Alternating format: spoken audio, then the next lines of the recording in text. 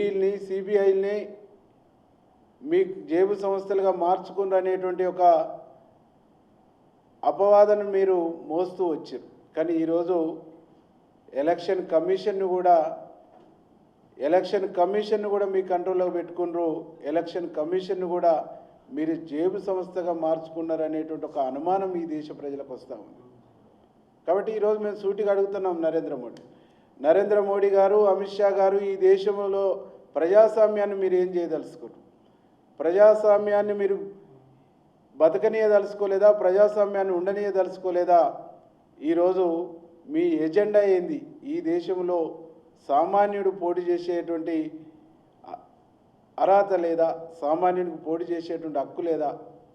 ఎవరో అనామకులు కోర్టులో ఒక పిటిషన్ వేసిరనేటువంటి దాన్ని ఎఫ్ఐఆర్ లేకుండా, కేసు లేకుండా, కేసులో ముద్దాయిగా కూడా కాకుండా ఒక పిటిషన్ ఆధారంగా ఈరోజు నువ్వు నామినేషన్ని తిరస్కరించడం అంటేనే ప్రజాస్వామ్యానికి ఇది ఒక చీకటి రోజు, ప్రజాస్వామ్యానికి ఇది ఒక చీకటి అధ్యయనం, ప్రజాస్వామ్యాన్ని కూని చేస్తున్న అనేటువంటి దానికి ఇది ఒక ఉదాహరణగా మేము భావిస్తాము.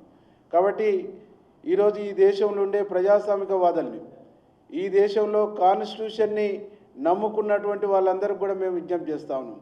ఇవాళ రాజ్యాంగాన్ని ఆనాడు రాహుల్ గాంధీ గారి చేబూని కాశ్మీర్ నుంచి కన్యాకుమారి వరకు పాదయాత్ర చేసిన, రాజ్యాంగాన్ని చేతిలో పట్టుకొని పార్లమెంటులో తను ఓటు తీసుకున్నా, ఇలా బీజేపీతోని ఈ దేశానికి ప్రమాదం ఉంది, ఈ రాజ్యాంగాన్ని రక్షించుకోకుంటే, కాపాడుకోకుంటే పెను ప్రమాదం రాబోతుంది అనేటువంటిది ఆనాడే మా నాయకుడు హెచ్చరించిండు.